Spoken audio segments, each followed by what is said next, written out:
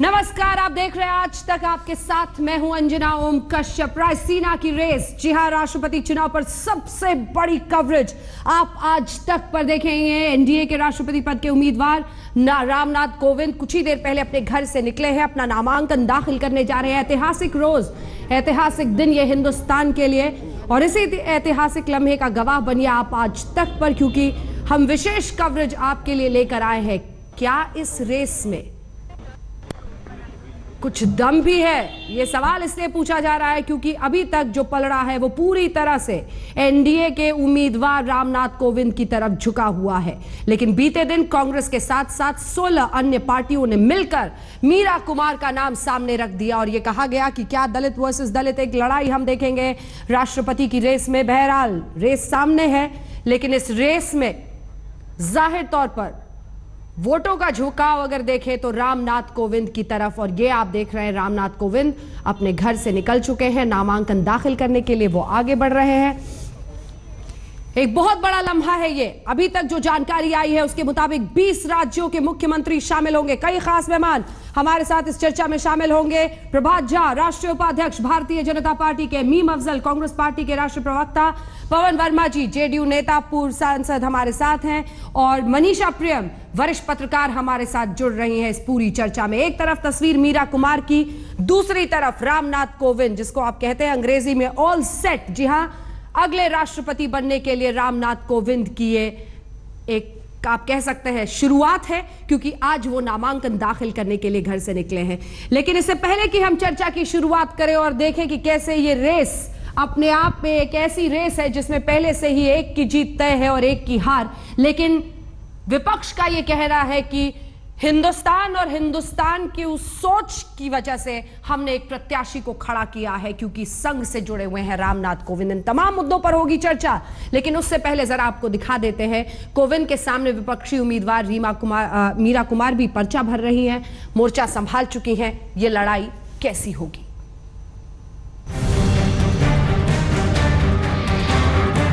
आखिरकार रामनाथ कोविंद के आम सहमति से राष्ट्रपति चुने जाने के कयासों पर विपक्षी रणनीति भारी पड़ी और रायसीना हिल्स के अगले दावेदार का फैसला अब वोटिंग से ही होगा।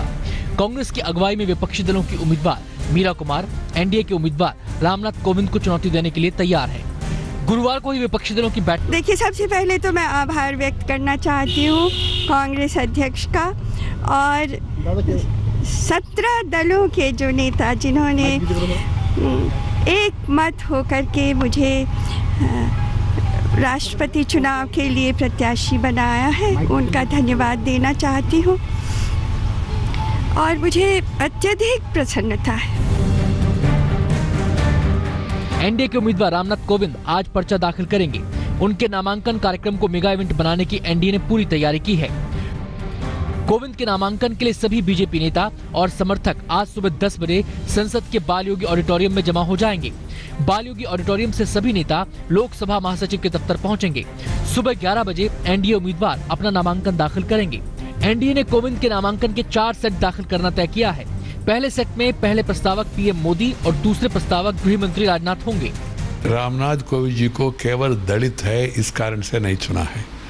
रामनाथ कोविंद जी उपयुक्त है, अनुभवी है और सूटेबल है, लीगल बैकग्राउंड है, पार्लियामेंट्री एक्सपीरियंस है और समाज सेवा में बहुत साल से काम कर रहे।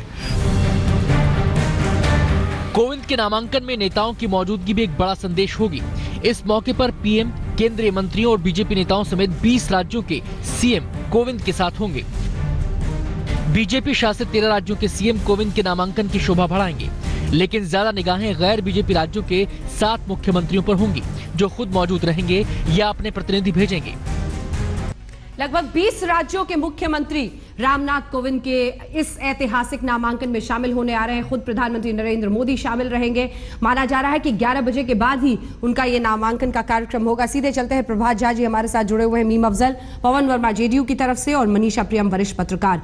प्रभात झा जी, सबसे पहले आपके पास आते हुए, ये जानते हुए कि पलड़ा भारी है और रामनाथ कोविंद ही जीतेंगे, सामने मीरा कुमार को रखा गया है, लेकिन उनका यह कहना है कि भारत की सोच और भारत के उस विशालतम परिदृश्य को देखते हुए प्रभात जी ये फैसला लिया गया है। तो फिर यह कहना भी सही नहीं होगा कि ग्रेसफुल जीत हो, इसलिए विपक्ष को किसी को खड़ा नहीं करना चाहिए था। उनकी सोच है और ऐसा तो होता ही रहा है।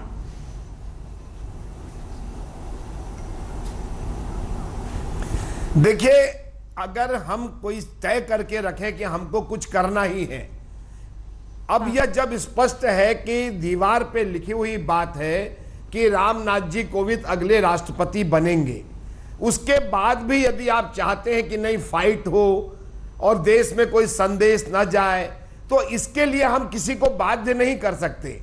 और इसलिए यह अवसर है कि आजादी के बाद पहली बार एनडीए और भारतीय जनता पार्टी खास करके एक ऐसे व्यक्ति को जो समाज के हर दृष्टि से प्रतिनिधित्व करता है, उसको इस देश के राष्ट्रपति पद का उम्मीदवार बनाया है। अब मैं इस किसी को बाध्य नहीं कर सकता, ना कोई किसी को बाध्य कर सकता है। उन्होंने तय किया, उनको लगता है कि 17 पार्टी एक हो गई है, लेकिन उससे कोई नंबर ऑफ गेम तो चेंज होने वाला नहीं है। परसेंटेज तो 62%, 62% वोट अंजना जी एनडीए के उम्मीदवार को मिलने जा रहा है। अभी तक जब मैं आपसे बात कर रहा हूं। हाँ, लेकिन प्रभात जी, और क्या होता है नहीं कहा जा सकता। प्रभात जी, उनका ये कहना है कि संघ का बैकग्राउंड है और संघ की सोच के खिलाफ वो लड़ते रहे हैं, तो एक उम्मीदवार तो खड़ा करना बनता है, एक रेस में शामिल होना तो बनता है। और ये उम्मीद रखना कि संघ से जुड़े व्यक्ति को वो बैक कर दें, अब नीतीश जी तो खैर क्या सोच के कर रहे हैं उस पर चर्चा पवन वर्मा जी से होगी, लेकिन ये सोचना कि संघ से जुड़े एक व्यक्ति को वो साथ दे दे, ये भी तो अपने आप में मतलब सपना ही होगा। नहीं अंजना जी, मुझे आश्चर्य लगता है, इस देश की जनता ने जनादेश दिया है संघ के स्वयंसेवक को, उसका नाम है नरेंद्र मोदी। क्या हटा देंगे वो?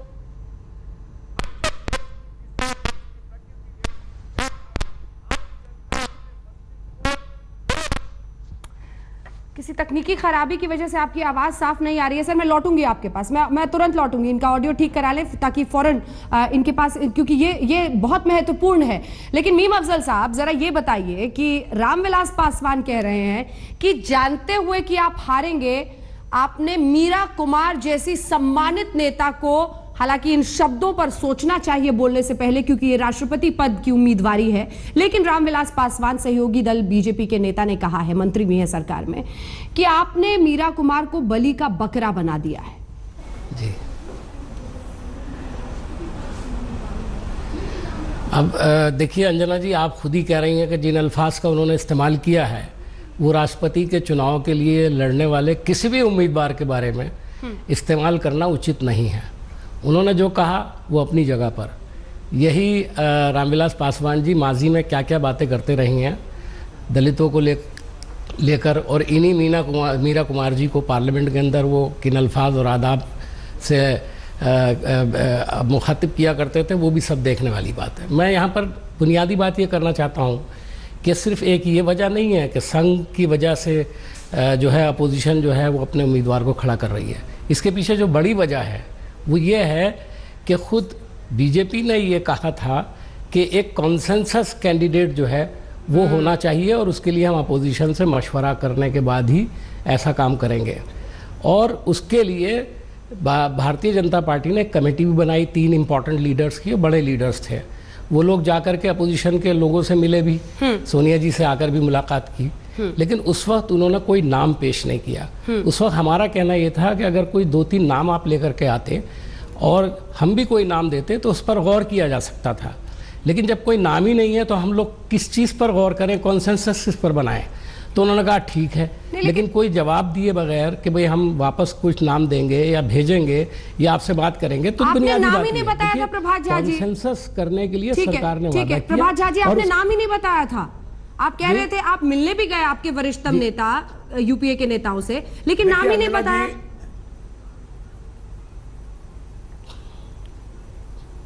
देखिए, मैं फिर कह रहा हूं, अभी आपने एक सवाल उठाया संघ का स्वयंसेवक होना।